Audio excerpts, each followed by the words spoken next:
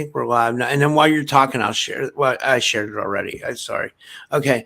Hey guys, welcome back to another episode of the Typical Skeptic Podcast. I have my good friend with me. I have with me IndigoAngel, and her website is IndigoAngel222.com.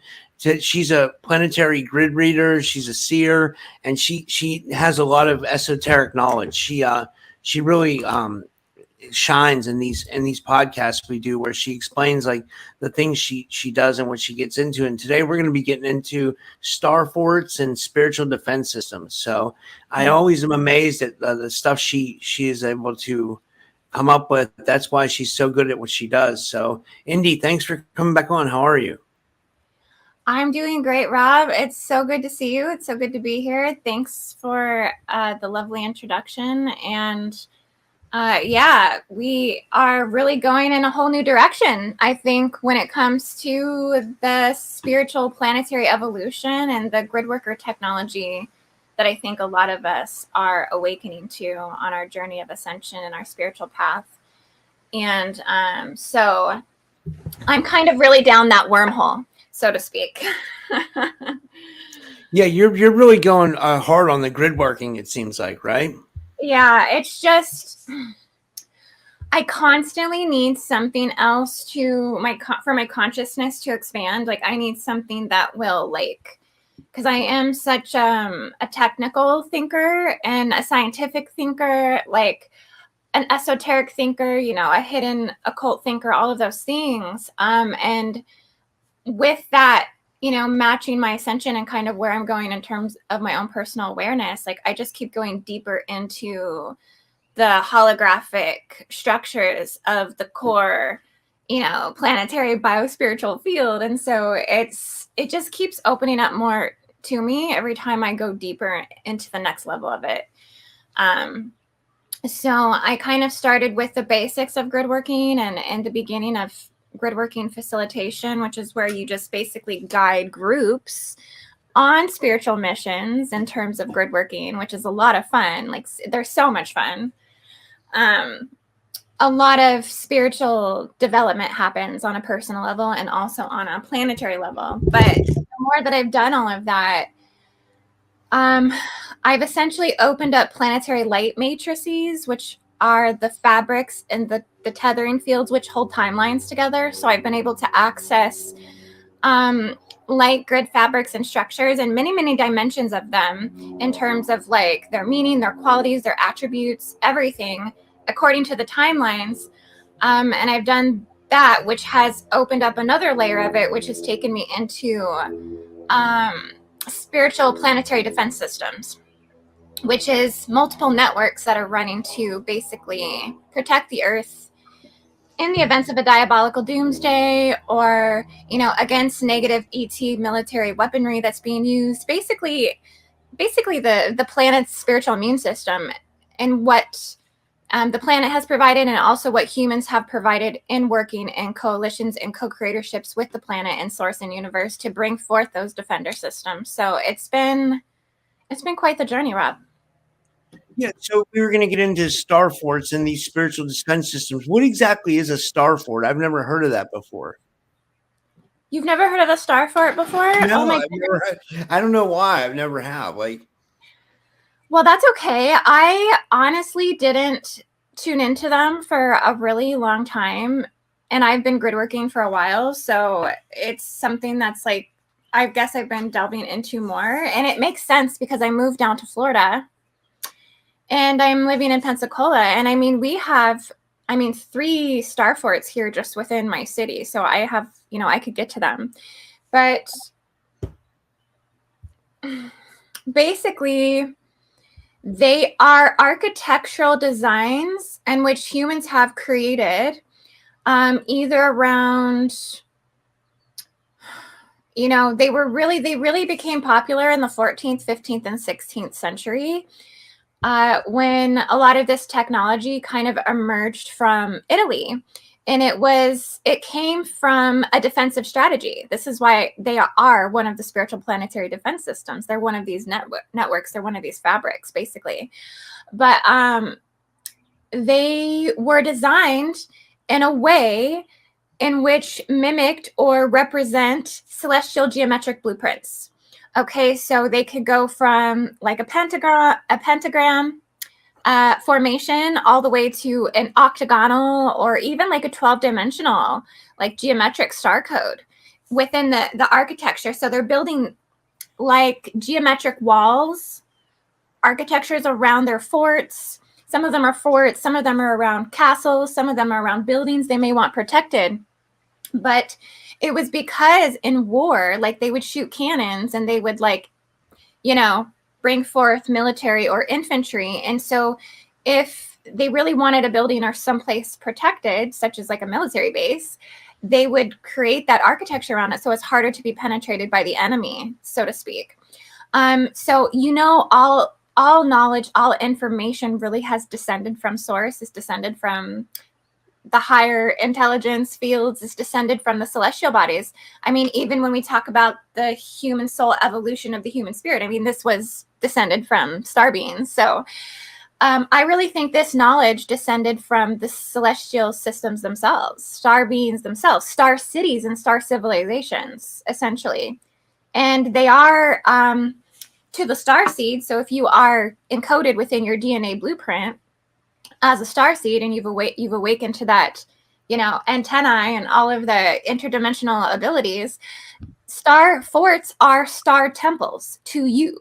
So if you were to access a star fort, that's technically like entering a church or a mosque or like a holy center, in which it is an energetic portal that will give you access to celestial intelligence fields through the design of human architecture, which is really incredible and amazing that we have that ability. It shows how galactic we are as a human species, that, you know, we're designing stuff like this that allows us to portal into celestial consciousness. But I mean, yeah, it's truly incredible. Like, they're truly amazing structures. There's probably over 300,000 of them, like all over the earth. I mean, we have a ton of them here in the United States. So this is a very celestial activated land, and it makes sense. I mean, we're the country of freedom and, you know, popularity and, or whatever. We're a mixed bag of a bunch of crap, but like, that's probably why. Wait, I got a question. So these Starforts, they're like more like they're like energetic. They're like they're not like physical, right? Like they're what grid workers are seeing when they're on mission. Is that kind of what's happening? No, they're a physical thing. I mean, you want to Google Starforts? I mean, you can even pull it up on Wikipedia. It's called. Yeah, let's Google it. I'll Google it and I'll share screen and I'll pull it up. Hold on. Starfort. Okay, hopefully my Google works good. Yeah, definitely look up images and stuff. I'm drinking carrot juice today, Rob. Starforts are ancient power stations. I see this. Fort McHenry, Starfort City. I see this. Yeah. Yeah. Hold on. Let's see. There's on Wikipedia. It's called here's starforts.com. The Starfort. I don't know how you find this stuff. This is amazing. Like, hold on. Let me share my screen. I'll see if I can. I don't know what it's like on here. My internet's moving slow. Hold on. Let me close something out. But I'll close Zoom out because that always takes up a lot of juice. And yeah, but like, what made you start? While I pull this up, like, what made you start tapping into these? Like, what was like, what? How did you? I mean, I guess it was bound to come across your path some way or another. But did it just come in recently?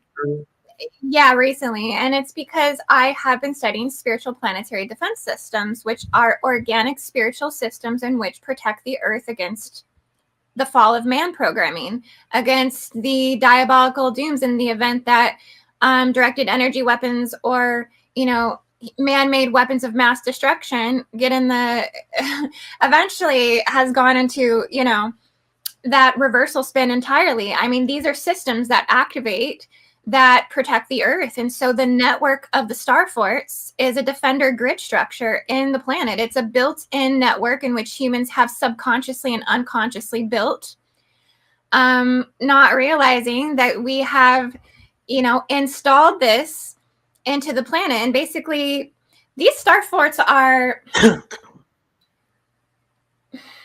it's like I said, if you think Do you about see this? the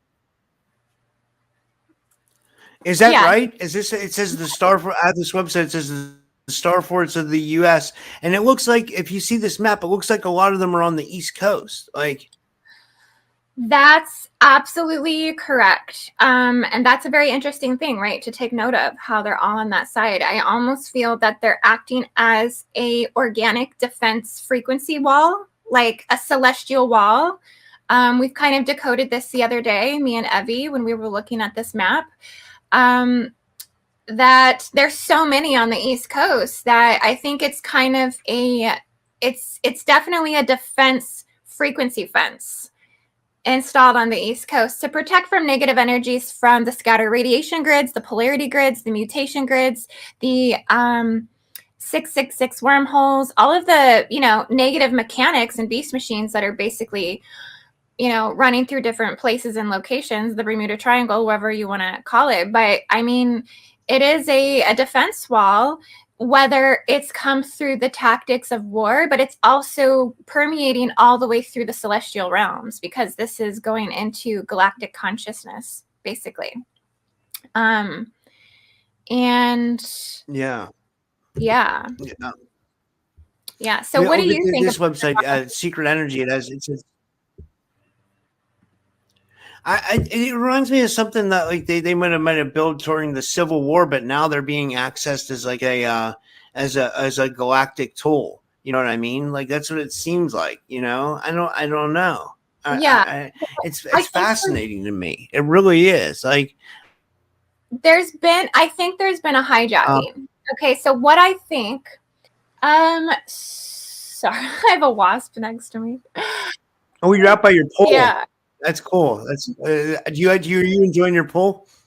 Well, I haven't got in it yet, to be honest with you. Not for a little while, but it's definitely starting to warm up now. I mean, I can probably start using it actually. Yeah.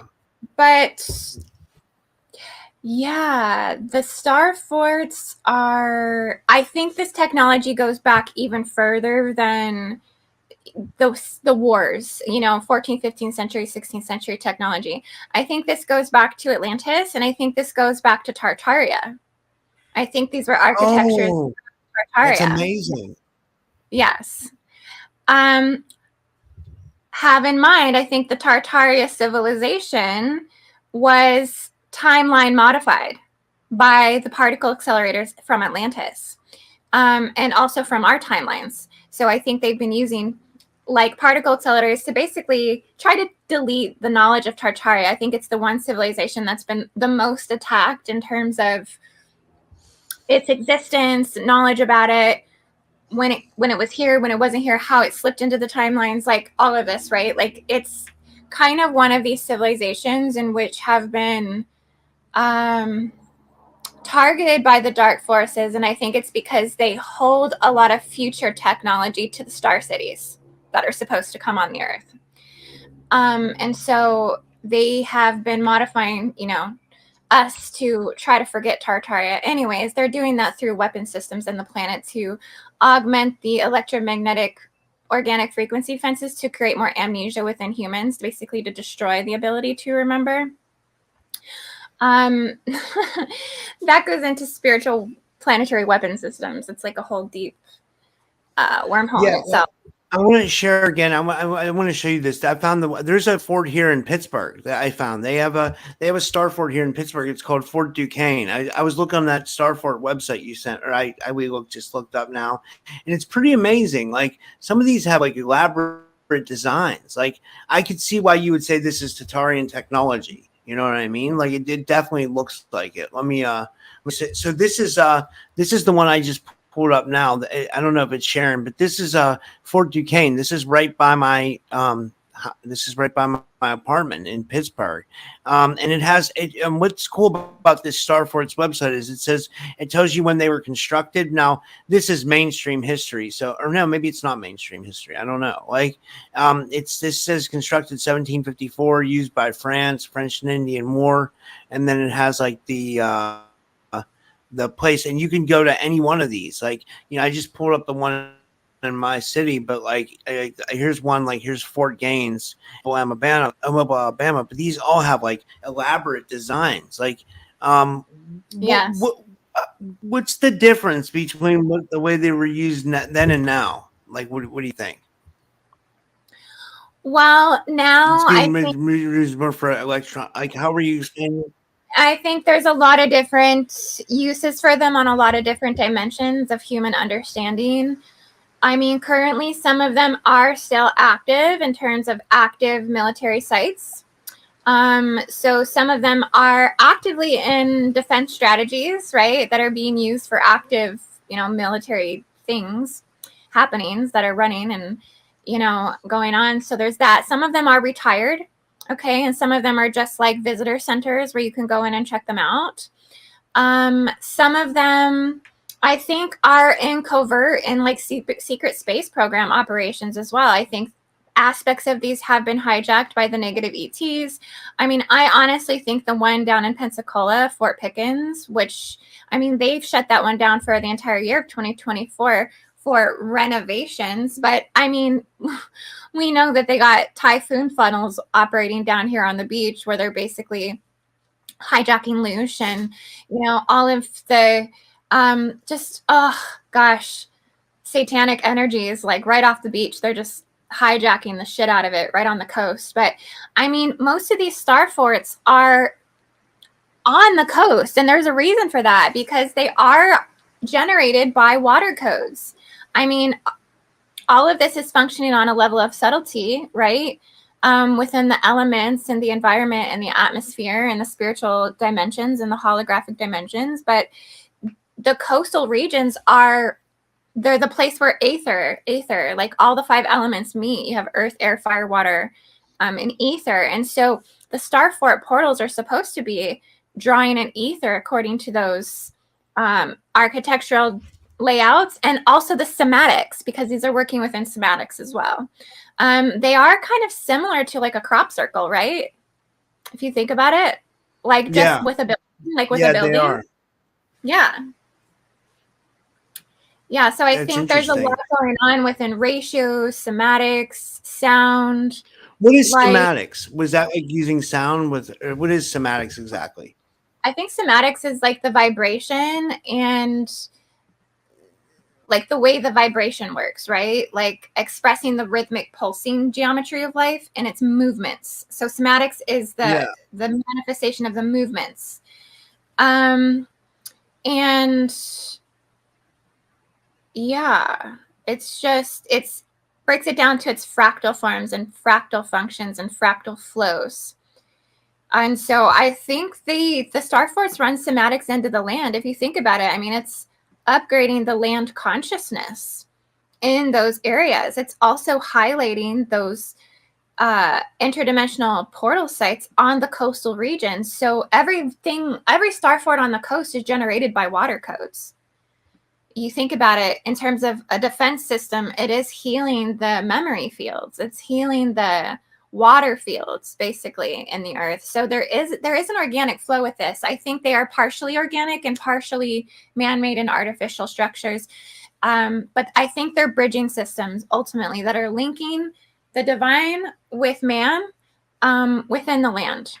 So this is actually a very important site for grid workers, gatekeepers, people who are trying to do this work on the level of land shamanism, and are here to be land healers and land extractors of dark forces. We can definitely work with the Starforts to do this stuff. This is stuff that we get a question. This is from Earth Sign. She says, so do our oceans store memory then, kinda? Is that what you're saying?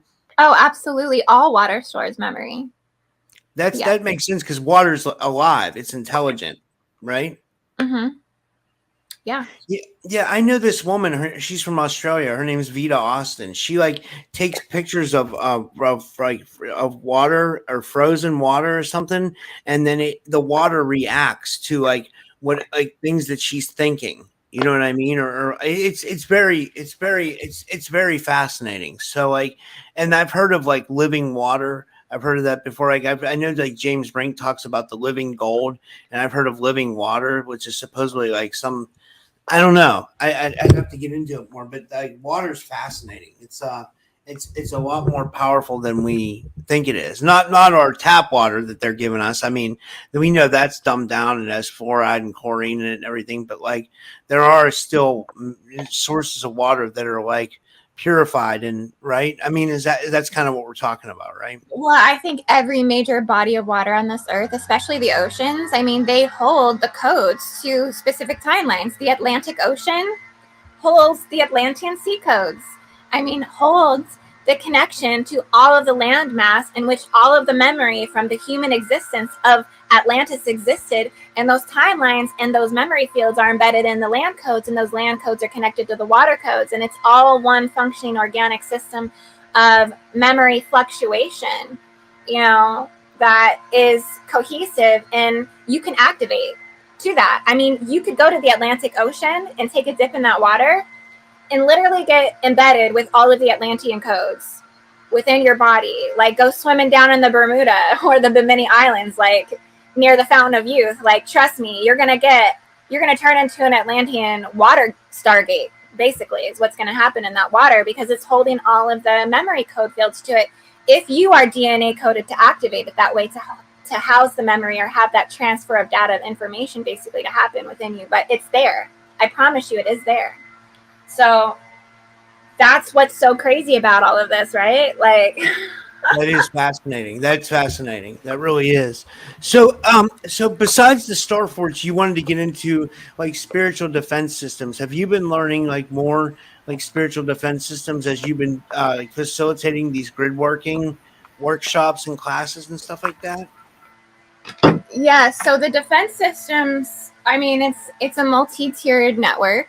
There's many different defense systems, organic defense systems that work and operate in the earth on behalf of humankind, for the greater good of our spiritual will.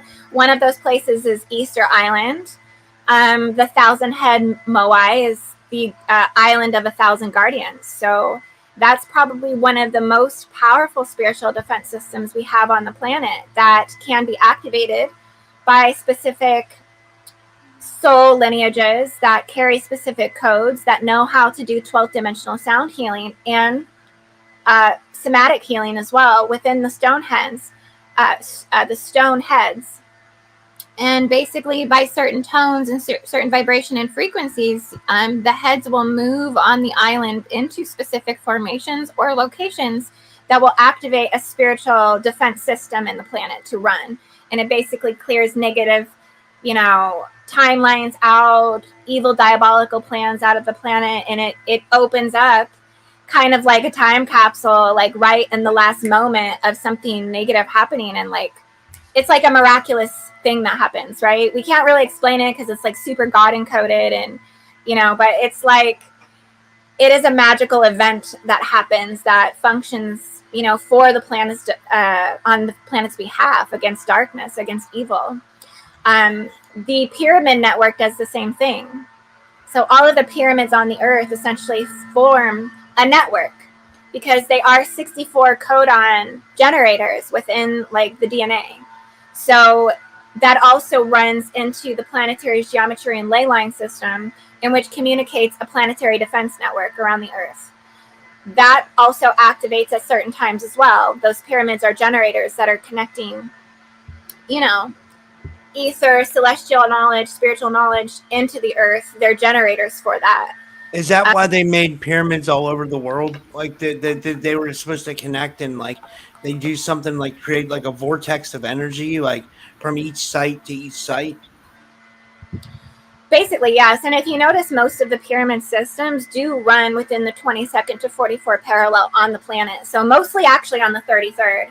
That, the three major pyramid systems would be the pyramids in the Yucatan, crossing over to Giza in Egypt and like the Middle Eastern area, and then also over to China and the White Pyramids in China.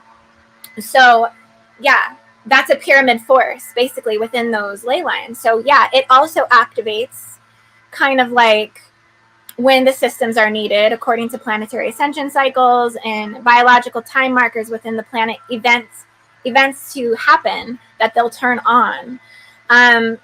Same. We also have spiritual defense systems. We also have a megalithic spiritual defense system in the planet as well, where all the megalithic structures within Northern Europe, Eastern Europe, and Western Europe activate. This is where the bulk of them are held on the planet. So, yeah, there's many defender network systems that ride off of a connecting fabric or current that connects these intelligence systems. These are very advanced operating intelligence systems. Okay, it's very hard for the human to wrap their mind around these concepts, basically, because they are so evolutionary. Let's just put it this way. But it's like, how do you break these down? How do you break this down? There's probably about 7 different main spiritual defender network planetary defense systems that are running in the planet, all that are hitting all of the major global points on the planet, basically in the most important areas in the world, to cover and protect the existence of life on this earth. It's not just human beings, it's all life. So we shouldn't be so it's just us, but no, it's all life here. It's defending the planet is what it's defending ultimately. Yeah, so those pyramids we see, we're like, oh, these are so amazing. Yeah, they're here to defend the planet. That's what it's here to do. It's hold a staple of a reminder of what you are beyond these timelines, to let you know that this earth is greater, right, than what we see.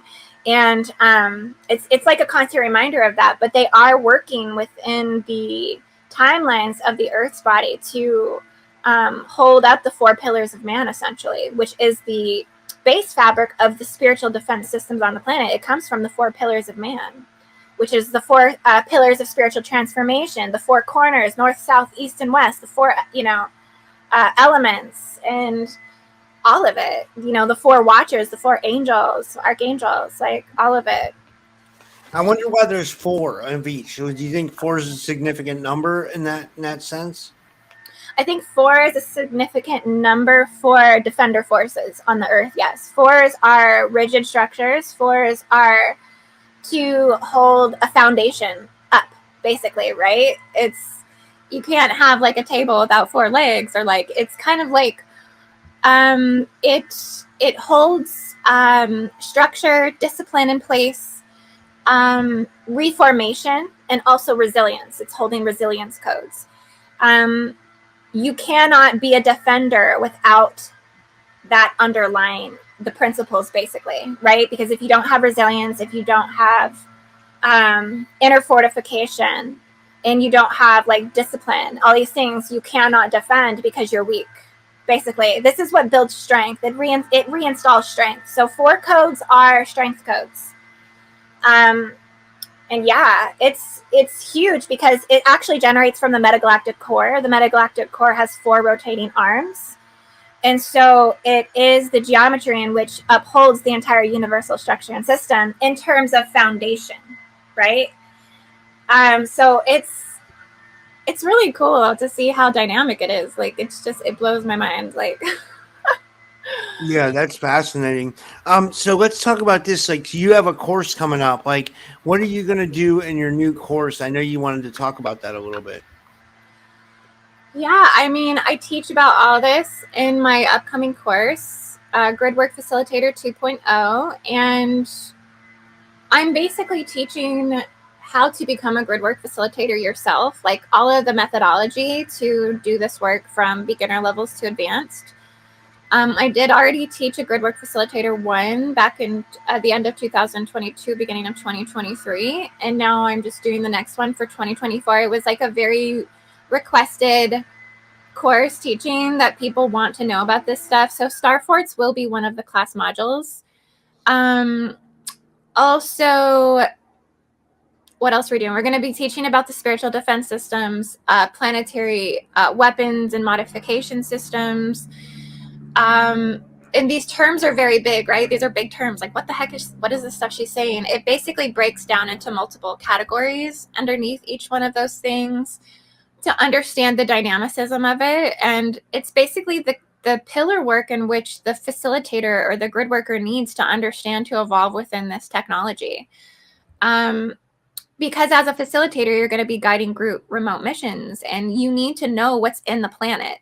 You need to know what's there in terms of what are your opposing forces, what is built in the earth architecturally, in which you need to work on to restore the land codes. You know, knowing what the intent of the Gridwork Facilitator is, which is basically an avatar land shaman. You know, someone that has almost about ascended master codes, but those codes and certifications to work on the earth, you know, not just other people. So it's really a cool course. Like, it is for, I think, the spiritually awakened person who's ready for the next level of something. You know, it's not the basics. This is very expanded knowledge. Not saying somebody couldn't take it if they were like newer to it, but it would quickly upgrade and advance their intellect and ability to see, you know, fourth dimensionally, holographically. It definitely upgrades your remote viewing abilities. All of these are qualities in which you really need for powerful gridwork facilitatorship, but they develop in time. And this is the spiritual technology that allows those things to develop a lot faster. Yeah, that's fascinating.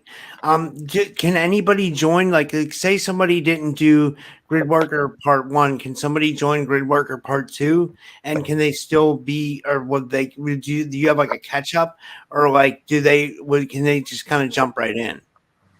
You can definitely jump right in, because the first half of the Facilitator 2 module is geared towards kind of going over the basics of what was taught in 1, which is the main things that people need to have, you know, to accelerate. And then in the second half, we will go into like the advanced technological planetary systems. But yeah, anybody can join. At beginner levels, we will, you know, cover multidimensional levels of understanding. The videos will be downloadable, and there will be replays available, so you can go back and watch and study it multiple times if you need to. And honestly, that's what a lot of my students tell me, is that they need to go back and watch it again, because everything is so rich with upgrades and information, that multiple watches do recreate new awareness every single time. So it's really cool. But yeah, it's a full-on live webinar format, so there will be live Q&A. I'll be active with all the participants. It's kind of the best time for someone to come work with me more personally, to be honest. I know it's kind of in a group setting, but I think people really, really like my one-on-one mentorship. I function really well in group mentorship, so it's just kind of a way for me to give more to more people at one time, considering the burst of information coming from me is like, it's so vast, right? So this is like years and years of my studies being given. Yeah, my other system just went down. So that happens to me a lot. I have a lot of system crashes because my electromagnetic field is very activated. And I also get electromagnetic attacks through the internet as well. So yeah, I have to be careful with like what electrical systems I'm using. So I switched over to my phone. Yeah, that happens to me too. It happens to me all the time. So, I mean, but I can see your psychic energy is a little bit higher, so I can see why that would do that. Like, I've noticed that happens with people in like psychic energy. Do you, I can't remember where you left off. Do you remember where you left off? Like, I think I was telling you about the course. yeah. But Yeah. you were just talking about your conference as well, which sounds amazing, by the way. Yeah, I'd love to see if I can get you there too. Like, I'd love to talk to Brian. It's the, yeah, guys, it's the Full Disclosure Now conference. I had someone who was, really generous, and they got my hotel room, and I'm going to ride down with Maya. So you guys know, but I still got to, come up with money for like my meals, and I'm going to give Maya gas money and just money for like travel down there. And I make money too, but I mean, like, it'd be nice if people could donate and like, like, yeah. So, but I don't want to make this about me. This is more about you. But no, it's going to be an amazing conference. It's going to be a fun time. It's about both of us, Rob. It's about both of us. Yeah, I'll just let everybody know. Yeah, I think if you're someone who watches and follows Rob's show. He works so hard. He has such amazing guests on his channel, and I think a little donation every now and then is nice, right? When your supporters like show you they appreciate you. So I really hope some people do send you some donations for that. Yeah, I mean they do. Usually they do. It's like it's up and down. Money's always up and down in podcasting. You know what I mean? It's never like when you work off like I work off affiliate commissions and donations and merch sales and stuff like that.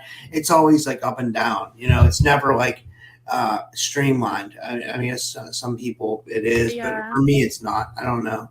But so I thought that was really important that you said about the grid working that like you can kind of just jump into the Grid Worker 2 course because you're going to cover some of the stuff you covered in Grid Worker 1, but plus new stuff. That's really important, I think.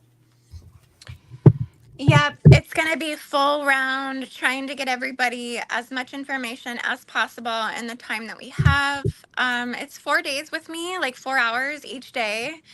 That live class interaction. So, I mean, I'm going to be taking lots of questions, so if the newbies or the beginners are in there that haven't, maybe attended Facilitator 1.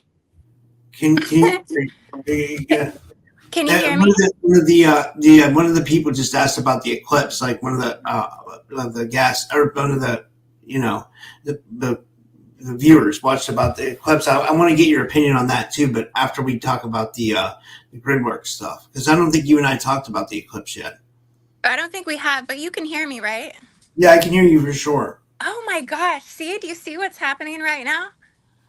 Um, Well, yeah. So, if people want to sign up for the facilitator too, it's just at learn.indigoangel222.com. And we're getting started on the 17th. So now is the time to sign up because we're almost ready to kick it off. But, and you know what? I can give you a coupon code for everyone watching, actually. I'll send you a coupon code as soon as we get done, Rob, so you could put it in the description. But I have like a 20% off coupon. So if anyone comes and signs up, from your channel, we'll give them that discount code. But the eclipse, right? I'll be honest with you, I don't subscribe to it. Like, it's just not my thing. I'm not a fan of eclipses. I feel like they're bad omens. I feel like if you focus on them too much, you reap what you sow. Um, how do you feel about the eclipse? I don't know what it was. I mean, I had a Native American guy come on, a Native American elder come on. Like he's like that Greg Yawakia. He was a Zuni elder. He said for everybody to stay inside during the eclipse. He said because that stuff can come through your crown. But I didn't. I went to this observation point in Pittsburgh and watched it. But it wasn't really much to see. You know what I mean? Like I couldn't get I was trying to live stream it and I couldn't get the camera over the lens. I couldn't get the glasses over the lens right. So it didn't come out right. So I just deleted the video. But I mean, it didn't even really. I don't know. I don't know what to think about the eclipse. Supposedly CERN was going to fire up the Hadron Collider during it, and NASA was going to shoot rockets up to the sun to study it or something like that. I was like, why would you do that during? That just shows how crazy some of these people are that control this world. You know. Yes. Anytime I've ever followed an eclipse, I feel like bad things always happened. It's just something that have learned from experience. You know what I mean? And I think your friend, whoever told you that you should stay inside when an eclipse happens, I think he's absolutely right. I think you should. I don't feel like you should chase them, follow them, try to get close to them, try to actually see them. I think if you see them, something like happens where it like everything that was literally supposed to come to a totality in your life does. And it's like immediate, like stripping that will start Yeah. to unfold or, manifest throughout your timelines in your life and your immediate reality. And so it's not going to kill you. I don't think it's going to kill you, but it's going to like run a testament to where you actually are with things. And if you're not in the best place and you're not holding the highest timelines, I think it can be a catalyst for definitely taking you further into the dissension cycles and having to repair yourself from total completion or death and rebirth of something that's taken place. So I personally don't like to talk about them. I like to act like it's not happening. I like to start to place protective shields around myself. If a woman is pregnant, they say that she's supposed to put like a red ribbon and safety pins around her pregnant belly to protect the unborn child. I think you're supposed to fortify your shields during the time of an eclipse to spiritually protect yourself, and also pray and meditate that whatever comes through that eclipse is not um, going to be detrimental. That you're protected. That you're safe. I think it's a time to really strengthen your connection with God. Um, Yeah. yeah. This was a good question. I figured we could take a couple questions. So if you guys have questions for Indy, you can put them in the chat. This one's from Earth Sign. She says, Indy, do you see the return of Lemuria? I think that was sparked by you were talking about all the water stuff. So that made her think of Lemuria. So do you see that in grid working, or do you see that like in the timeline? The return of Lemuria? You know, I did see that in the timeline for a while. I do feel like that vision is subtly changing. I have lived in a world of an archaic revival of Lemuria taking place. Um, I don't know if Lemuria will ever entirely come back, but I do feel that we are bridging ourselves into a new world that will hold components of Lemuria within it. Um, Kind of like a base fabric, in which the original creational designs to the land of Lemuria and to the existence of the human soul body from Lemuria will thrive um, in what is being built in the trajectory of a 7D Earth and higher. Okay, so I think that it is a part of the future timeline, but it won't ever be Lemuria entirely again. What do you If think that, it'll if be? that makes Some sense. other version of it? Like, I think it will be another version of it. I think technologies from Lemuria will come back, like golden light cities and golden healing temple technology. I think priesthood and priestesshood will come back. Um, I am concerned about the degeneration of the human genome and species, though, that like we're not going to have the original Lemurian like genotype like come back. Like I don't think that can entirely be restored, but I think that there will be, you know, the seventh root race will probably come into play. I think these will be more South American types. It's said that the seventh root race is supposed to be born from like Brazil, like South America, basically. Um, that and also Middle Eastern. So it's going to be kind of a convergence between South American genome types and Middle Eastern genome types. That's really what's going to kind of take over the new Earth races. I think it's one of the more stronger survival dominant lines that we'll be able to uphold in those timelines. I think that there will be bridging systems and portal systems to the higher heavens. Like the higher heavens will be more integrated into the reality. So things like starforts will be architectural designs in the new Earth cities, in the new Lemuria that's coming, basically. We'll have more temple designs, more future designs, more technological, spiritual designs of what the new Earth buildings will look like. There will be star cities. So instead of star forts, we'll have star cities eventually. You know, cities that are more celestially powered. Um, yeah, there's a lot coming in the future. I mean, we still haven't even gone through an AI technological revolution yet, so we have a long ways to get there. and you think But we'll see all this in our lifetime? Like, well, I think we're dreaming it awake in this lifetime, so we're still connected to it. Yeah, yeah. yeah. This one was from Don Rogers. Don wants to ask. He wanted to ask, do you have Pleiadian bloodlines? He said it's just a vibe he gets. I do. I carry like a lot of ancient progenitor codes to the Pleiadians as well. Um, primarily the Hydra systems. So I'm very rooted within like the serpent cult. Uh, I guess you could say cosmology here on this earth. And so the hydrans, basically the Hydra system, I do feel like it's the progenitor seraphim serpent line that is the progenitor race to the Pleiadian body. A lot of hybridization took place in Lemuria when the Pleiadians seeded, and they ultimately seeded in seraphim serpent lines. The genetic genome type to those race lineages, basically. So yeah, comes a lot from the Hydra system. But it's not the birthplace of Pleiades. But they were here on Earth. They were hybridized with those systems. Yeah. So that's kind of where I come in with the Pleiadians. Yeah. And do you see if you guys have any other questions? You can get them in now. Let me ask you this: is there anything else you wanted to cover?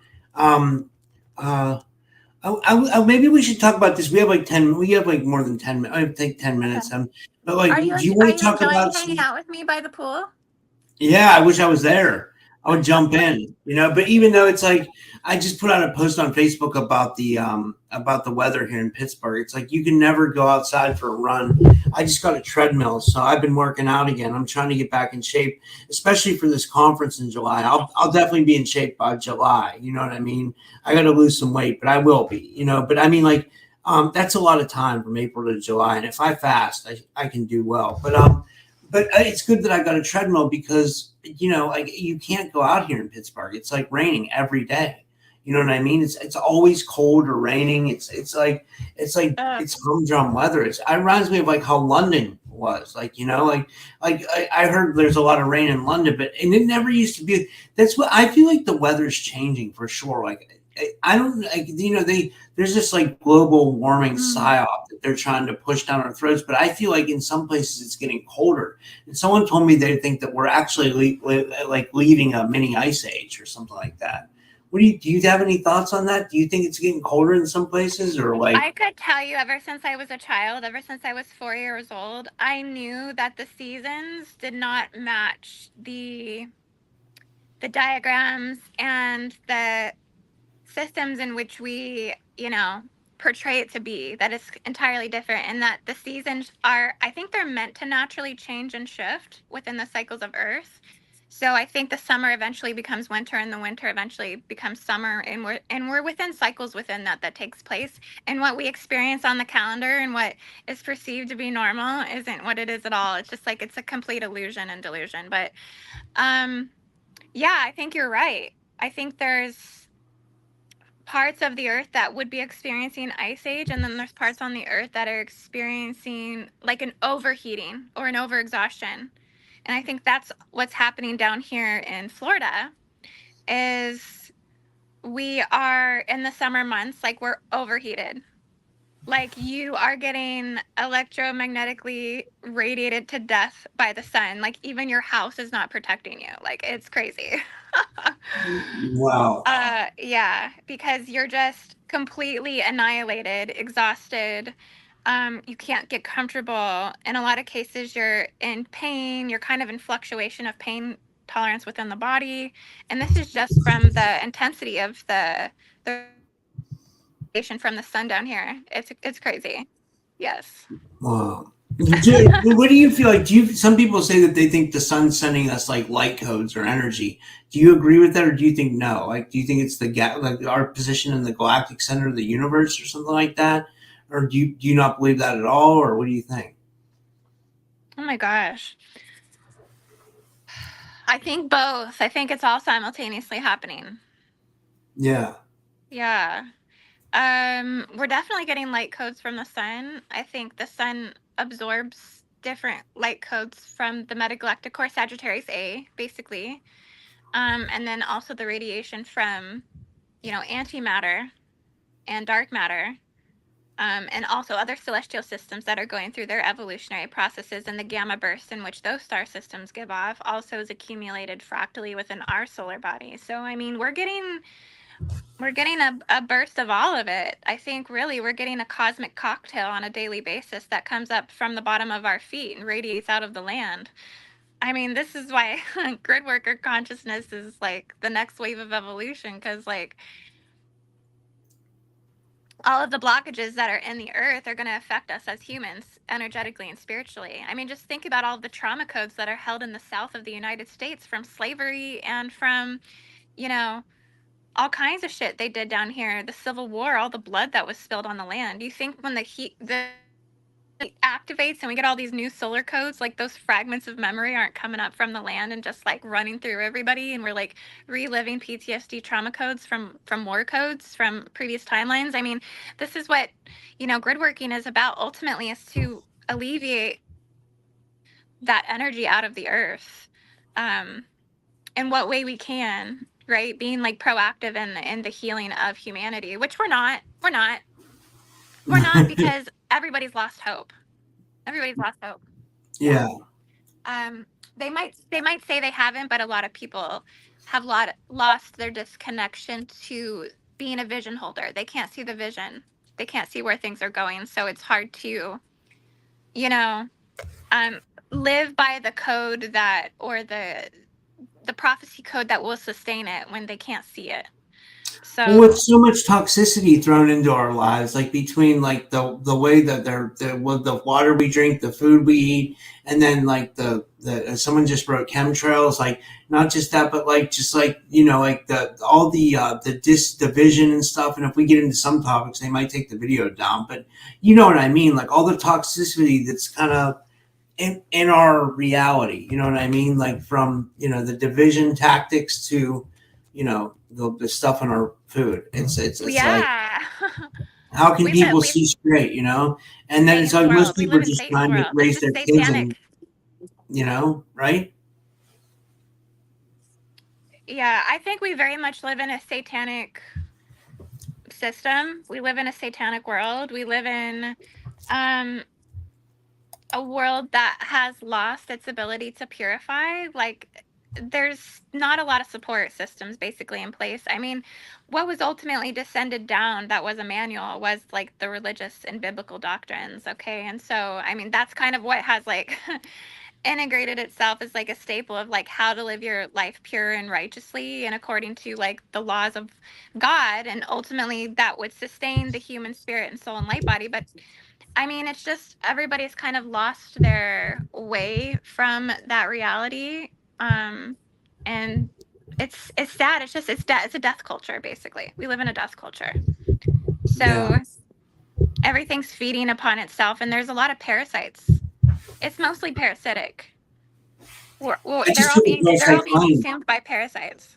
I just took a parasite cleanse. Like, I don't know if that, but it helped. But like, we have astral parasites, then we actually get physical parasites from the food we eat. Too, right? It's like a real thing.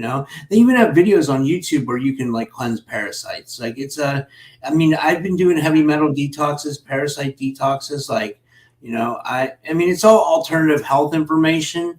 So it's like nothing I can give the advice for. I'm covering my ass on the YouTube stuff because my strike expire. Guys, guess what? My strike expires tomorrow on YouTube. I'm sure they'll be happy to give me another one really soon.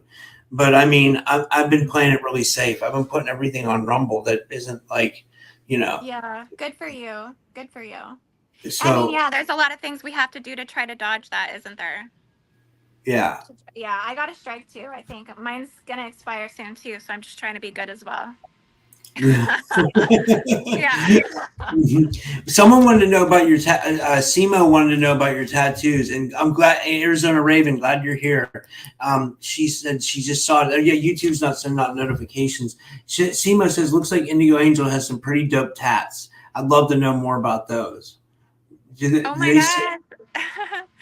Awesome. Well, this one on my chest is the Immaculate Heart of Mary. You can see my boobs are there, but yeah, Immaculate Heart of Mary. I'm sure all the guys will like that one. That's yeah.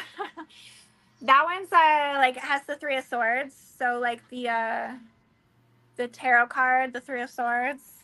Um, let's see. I don't know if you can see this one. You see my wrist? Yeah, that's dope. I like that. That's My like a dove. bird, right? It's a dove. Yeah. And out of my hands, I have all the planetary symbols. I have a serpent on my ring finger. But yeah, I have a bunch of symbol codes on my other hand. Basically, they are planetary symbols. I used to do a lot of mudras. And so I would connect like certain planetary spheres within the mudras of my fingers. And it's encoded to my own blueprint, basically. I love So, mudras. I used to do mudras too, you know. I talked about this on my show. I feel like I had like a couple months ago, I felt like I had like what would be a Kundalini awakening off shrooms. Like I took shrooms and then I don't know if I told you this yet. And then I laid down, and when I laid down, it felt like this energy, it felt like a conveyor belt turned on my back, because all this energy started buzzing up my back. And then my mind, I had my eyes closed, in my mind's eye, I saw the snakes going around the pole. And then all this energy came out and it went into my chest, and it came out of my chest, went into my pineal gland, and exploded out in my crown of the collective. And I saw all these different colors. And ever since, things have been weird. It's been more than a couple months. It's been about 6 months to maybe a year, because I've been talking about it for a while, but I've never told you about it. But it's really interesting because like after that, like my crown and my pineal gland were buzzing and stuff like that. So it was really like, but I didn't have it as extreme as other people. I've heard people say they've had some really extreme Kundalini experiences where they couldn't handle it, and like, it got too out of control, and they've had to go see a shaman about it. But did you have yours activated? And like, I'm guessing you probably had yours activated for a while. yeah, I had a lot of Kundalini experiences. Oh man, I would say 2019, like 2020, like 2018. Yeah. That was like off the hinges then. But it sounds like for you, that was like, those shrooms, they come in at when you need healing. I think they come to you when you need healing. Yeah. And they're like a spiritual thing that comes in. They're a living consciousness themselves. And so, like, we take them at medicinally, just intuitively. So, I mean, if you had that experience, it's probably releasing something in your field that needs to move, like a heavy weight that had to come up off your soul and out of I'm getting your digestive system as well. Yeah, because I've been having problems there in the liver digestive Yeah. area. So Mm. yeah, it's interesting for sure. I don't know. Yeah, but well, is there anything else you wanted to talk about? Before we go, I wanted to ask you real quick about the mudras. Like, I used to do mudras. I even did a video when I first started doing like videos. Like, I did one on mudras. Like, did you feel like they helped you a lot, like the mudras? If you're in tune to the subtlety body and the movement and what you're aligned to within it, yeah, I mean, it can be a practice for some people for sure to get into it. But yeah, I mean, it definitely opens you up and keeps you in connected with the flow of everything, and also your manifestation within your blueprint, and also within your mastery of calling things forward. I think you can do it through mudras as well, because there's specific mudras that will bring forward more intelligence, bring forward more knowledge, bring forward more enlightenment, more open passageways within the brain circuits and what's connected to the fingers. So like, yeah, it's an art form, but I think you're supposed to be authentic and authentically expressive within your creativeness as you do it, right? Like, you can adhere to specific ones that have been known, in some sort of system, or you could just do it free flow on your own or whatever you feel guided to. And I think it's an art form in which enhances your meditation. Yeah, Yeah. kind of my Yeah. take on it. But I mean, I don't really do mudras much anymore. I'll be honest with you. I do more. Gosh, I would say I do more ritualistic worship these days. Sounds kind of crazy. But I do a lot of ritual What do you prayer. mean by that? By ritualistic worship? I do a lot of ritual prayer with God. Yeah, just Okay. directly with God. I just like do certain times of day that I like consistently pray. Um I do like cleansing before I pray, so I do like a lot of washing of my body before I pray. I do fasting. I do a lot of fasting. Um, like there's certain hours of the day that you fast that are more righteous than others. So like during the day hours, it's better to fast during day hours, like when the sun's out, because you're supposed to give that like to God. And really it's about a lot of sacrifice. It takes you back to the four pillars of spirituality, which there are specific self-disciplines that bring you closer to your connection with spirit or with God. So one of them is hunger. Like hunger is the staple in which connects you to God, because it basically amplifies the fact of non-self-importance. So like humbles, it creates humility, and then it also activates your awareness of your subtlety body, because when you're hungry you're more attuned, you're more vigilant, and so it makes your psychic abilities more enhanced. So there's a lot of reasons in which you do fasting, but it's also a part of ritualistic worship, because depending on how much you fast and how often you're fasting, it becomes a part of your spiritual transformation, basically, that happens. I would say ritual prayer is the number one thing that helps me. So praying multiple times a day, because it's the one thing that keeps you away from bad things. So when we're left to the devices of our own human mind, we go back to our addictive patterns, we go back to cravings, we go back to trying to fit back into the ways of society in which they function to survive, which is typically alcohol, cigarettes, weed, sex. Um, so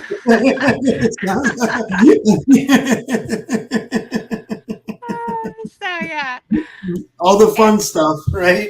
I mean, Yeah, exactly. If you dedicate yourself to praying every day at certain times, it's like, okay, I'm gonna go pray instead of go do this, and I'm gonna go pray instead of go do that. So it's like keeping your connection alive 24/7 with the higher force and the higher power, and that's kind of my focus now.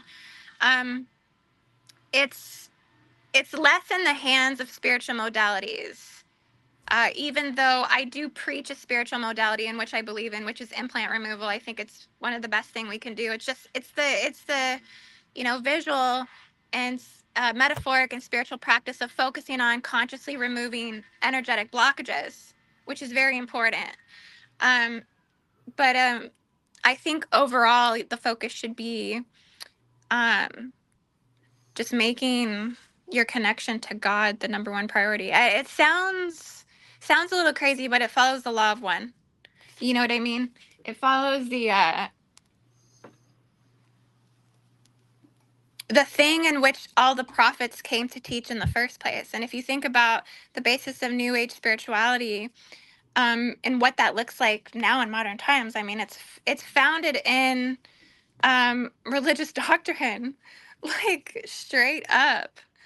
you I know what I mean, wanted to ask you real quick before we finish up. I wanted to ask you, like, if you're taking any supplements. My fans are going to be like, why is he preaching on this again? But like in this little black container is this stuff called Shilajit. It's Sheila Shilagit, Shilajit, and they're one of my sponsors. And I'm not trying to do like an ad read or anything. I'm being honest about, like, this is an honest product review. Okay, this stuff is like a wonder supplement. It's an Ayurvedic medicine, and it gives me energy. I heard it helps with the liver. It helps with men, like men, like sexual performance and stuff like that. It helps with so much different stuff. It's like it has like amazing. It's like a resin. The more that I take it, the more I like it, and it's Ayurvedic, so I guess it's good, But I mean, like, yeah. I didn't realize it has. So it has. I tell everybody, I'm like, do your own research, but I guarantee you'll find something about it that can fit to you, because it's helped me so much. Like, have you ever heard of this? And besides that, do you take any supplements like right now? I take Shilajit, actually. Oh, you do? Uh-huh. Yeah, I have some in my fridge. I keep it in the fridge because it's supposed to keep it more potent. But yeah, I've heard the same things. It's like super beneficial because it's like rich in minerals. So it has like 91 different minerals from the mountaintops. Basically, they dig it out of the Himalayan mountaintops.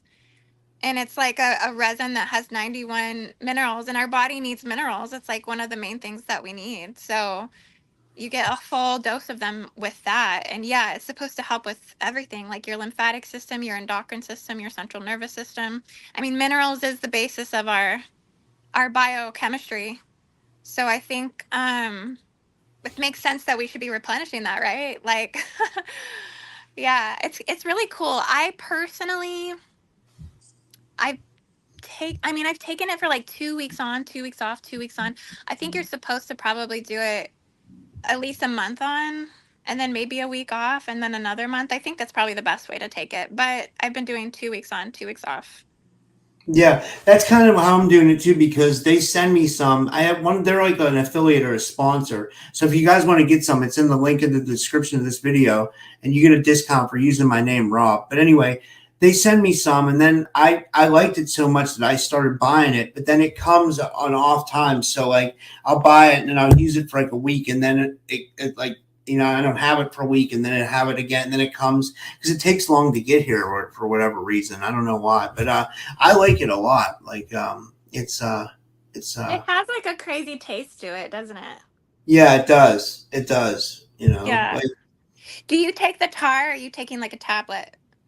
well, the way that the company that I that have it, they have two different ways. So that you can get the shilajit resin, like you just said, the tar, which is it's in that's like you can see it. That's the way I have some mixed with water in here. Like I use like some spring water and then I put it in here because I have that's the last of it that I have left. But then they also have the company that I'm working with. They have shilajit mixed with honey. So they have like pure natural honey or raw honey and they mix it with shilajit and they put it in these sticks and you can just cut open the stick and eat the shilajit and honey, which tastes really good. It makes the shilajit taste better. But the honey sticks are more expensive. You get like 30 honey sticks for like $59 or something like that. So it's like, I don't know. I think I'd rather take the raw stuff. I think. I don't know. Yeah.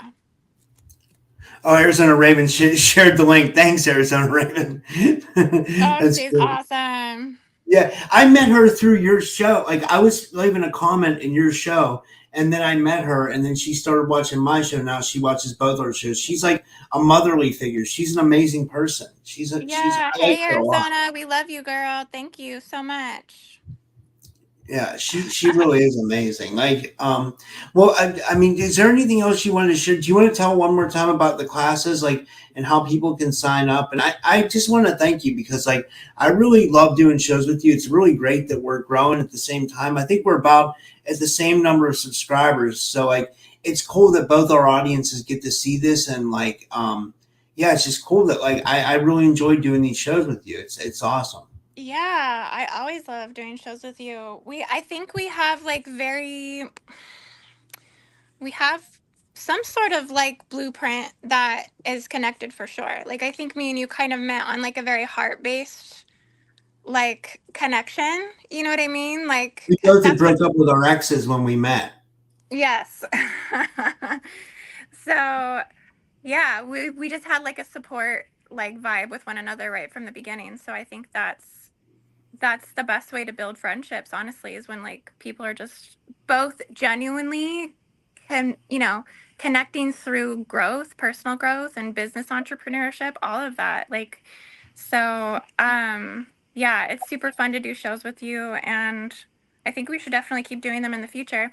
In terms of the Gridworker Facilitator course, it's at learn.indigoangel222.com. I have all of the class modules up there for people to look at. um, I didn't do a landing page this time. It was just too much work. And I was just trying to get my stuff together for the course. So I didn't have time, but essentially, yeah, it's going to be a huge course. Like so much is going into this. We've got so many new like graphic designs to show things and explain all these defender networks. So it's not just going to be me talking about it. I'm going to have real things to show you what it is that I'm talking about, because I know listening to me can be like crazy. So I'm going to have a lot of diagrams to really like amplify what it is I'm trying to get across so people can really understand the spiritual defender networks, because it's a huge component in, I think, helping facilitators become better facilitators and be more powerful in executing their missions, basically. Rescue missions, restoration missions, rehabilitation missions, all of it. And I was going to say, I think you're doing it at the right time too, because I think a lot more people are kind of waking up to this. their calling to be a grid worker and be a grid work. You're like a grid. Would you call it a gridwork facilitator, or is that what you would call it? Like a planetary grid worker. Is it Yeah, grid reader? grid work. Yep, all of the terms. Grid reader, grid seer, grid worker, grid facilitator, grid keeper, gatekeeper, whatever you want to call it, whatever angle of it you are coming in at, basically. Oh, Dean Thorpe put, seems like it has a relation to coenzyme Q10. That's so interesting he says that, because I was just going to buy a bottle of coenzyme Q10 last night. I was reading the same thing. Has to do with cellular regeneration and repair. What's that? I The was just looking at Shilajit? the comments. I was looking at the comments with Dean Thorpe. He's talking about coenzyme Q10. The Shilajit having some sort of like significance as the coenzyme Q10. I think it's some form of like a oil. I think the Q10 is like maybe it's an acid. I'm not really sure what it is, but it's supposed I to be know for there's cellular. fulvic acid in Shilajit. They say it's fulvic acid, and it does something like, I wanted to keep taking it because of my liver issues. You know what I mean? I heard that it's really good for like people who have liver cancer, and I don't think I have that. I hope I don't. But I mean, I just was like, well, maybe this will help. I've been taking that, and then I've been taking these. I've been taking amino acids, and then Matthew Mornian was in the chat. He's been an amazing friend. He knows I can't afford a lot, so he sent me like some supplements. He sent me a parasite cleanse, which was really good. Did you ever hear of Spram? Mm-mm. It's a parasite cleanse. Basically, it has like black walnut, wormwood, and other stuff, and I was taking that parasite cleanse too. So Okay. but I heard the amino acids are essential too. I just get like pre-workout stuff from like the store. Like I don't know what the best one is to use, but like I've heard like amino acids are really good for the body and stuff. Yeah. Well, I think you're right. Amino acids, definitely keep taking those. Yeah. But you also don't want to overload your system with too much. So it's like, I think it's good to keep like a routine of the main things that work for you, but then switch a few things out every now and then too. Like, you know what I Like mean? cycle them. Yeah. Mm-hmm. Yeah. Yeah. Yeah. But it's hard because I think we fall off sometimes too. Like we'll take stuff consistently and then we fall off for a little while. But, honestly, the main thing that helps me the most, like the vitamins, yes, are great. But if I can consistently stick to juicing every single day, I notice such a boost in my health. It's like not even funny. Like my health just goes like, What are you because juicing? What's the best thing to juice? today I just juiced raw organic carrots, a lime, and organic apples. And I mean, I just put it through the juicer and I did 2 bundles of carrots. So I mean, I'm getting two bundles of carrots worth of vitamin A and keratin, basically the living enzyme of it, like the organic version of it, straight from my food. Um, and I think it's better to get it this way because you're taking it in while it's still living. So it's not in like some dead form, that your body Yeah. has to try to break down and extract like the bare minimum out of it. Or even if it's like biosynthetic, some of this crap we get, like we really don't know, like with the vitamins. You know what I mean? Like Yeah. how much of this is like pure, like you're hoping you're buying it like from an organic, reputable company, but like you don't really know at the end of the day how they're getting that, extracting that vitamin, and then how they're processing it to give it to you. So I think if you can get just organic fruits and vegetables and intake them as much as possible daily, like that's I it's so crazy because I don't notice it while I'm juicing. Like I'm just like, wow, I'm feeling really great and I have energy to get up and do this every day. I notice it when I stop.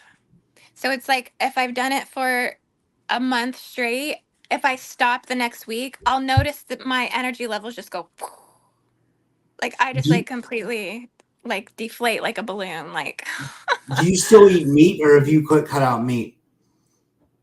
I do meat, but I'm only doing it like a couple days a week, maybe. So Yeah. you're getting like the just the essential protein you need. You're not like eating it a lot. You're saying. Yeah. Because I think my body does still like it. But and I think my body needs it. I'll be honest with you. My body does actually need it. But I don't want to do too much of it because it is a lot to process. And I Yeah. think my body genuinely likes the raw vegetables. Like I'll notice if I cook dinner, I'll put out raw vegetables and then I'll put out some stuff maybe I fried with a little bit of oil, and some meat or whatever. The first thing I intuitively and instinctually eat first is all of the raw vegetables. I go for that first because my body craves it and wants it the most first. And then I start picking apart, the other stuff.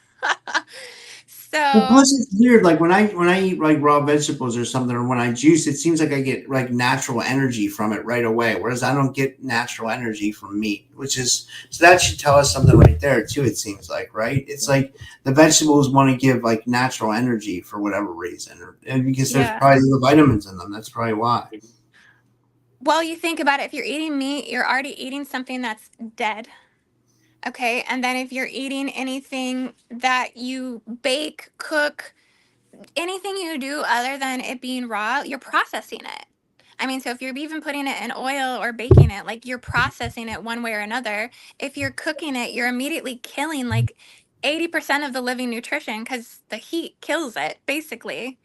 So you're getting Yeah. kind of what's left over. You're getting like what's left over in the fiber, but like if you just eat something fresh, that's why I love juicing, is because I think it's hard to intake all of the fiber. Like I couldn't eat 4 apples right now. Like it would just be too much. But I can juice 4 apples and I can down all of that. Like so I'm getting all of the extracted vitamins and the living energy out of it, but I'm not having to consume all of the other parts of it. So it's great. It's a great form of fasting.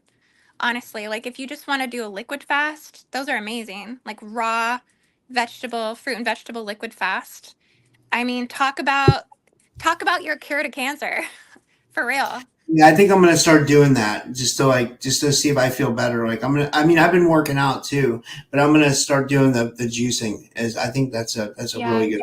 That's It's a really, really hard thing to do daily because it does require like effort, commitment, and work, like just the same as working out. Like you have to get up and make sure you have the organic stuff. You have to put it through the juicer. You have to clean your juicer, and then you can enjoy your juice.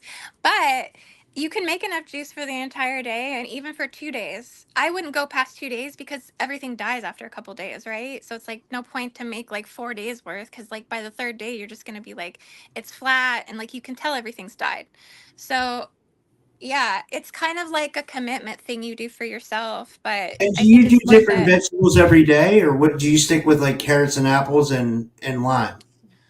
Well, I juice according to my own health needs. So I need a lot of stomach repair because I've had like pre things that have happened in my 20s and my early 30s that I'm just are difficult to heal. So I do a lot of cabbage. I juice a lot of green and purple cabbage because cabbage is supposed to repair the gut. And I do that with, sometimes I just do that plain, or I do it with a fruit. Like I love apples, honestly. Apples is one of my favorite thing to put in. But a lot of berries and things like that, you have to kind of juice them separately. And even if you did like mango, you have to kind of juice that separately because it's a little bit of a different texture. Pineapple's really amazing. Pineapple and beets. Oh my gosh, pineapple and beets is so good. Yeah, that's a great combination. Yeah, I'm gonna buy a Also, juicer. I think I have a blender. I don't have a juicer though. I got to get a juicer, so you I'll get have to get a one. juicer, but it's not the same. It's just not. Yeah, blender is like you have to still take in all the fiber, and that's kind of a lot for you to process and digest, and it's hard to get a lot in. So, juice, get a good juicer too. Like don't go skimp on your juicer cuz like you want it to be the best functioning one if you that you can afford basically. Get like a cold press. They're called cold press juicers. Yeah, if I can afford it. I mean, if I get some money, I'm gonna definitely get it. So support the podcast, guys. I gotta get a juicer. No, I Somebody really get did. somebody get Rob a juicer. I should put it on my buymeacoffee.com website wish list. I have some stuff on there now. So I might do that. That's a good point. And then I'll just advertise it and see what comes out of it. Like, I don't know. I don't. Ooh, Arizona says she's growing beets in her garden. Oh wow, everybody's giving us juicing combinations. Yeah. Okay, I like what awesome. Azek said. Azek said cilantro plus chlorella would be a great combination. That doesn't sound like it'd be good. Like, I'll uh, tell you what, basil. I love basil. Oh my gosh, I could just eat basil. Actually, I have basil plants here by my pool. I don't know how to switch my camera around. you should have a button. I'm going off. It's not. I'm on my phone, so I don't see the option.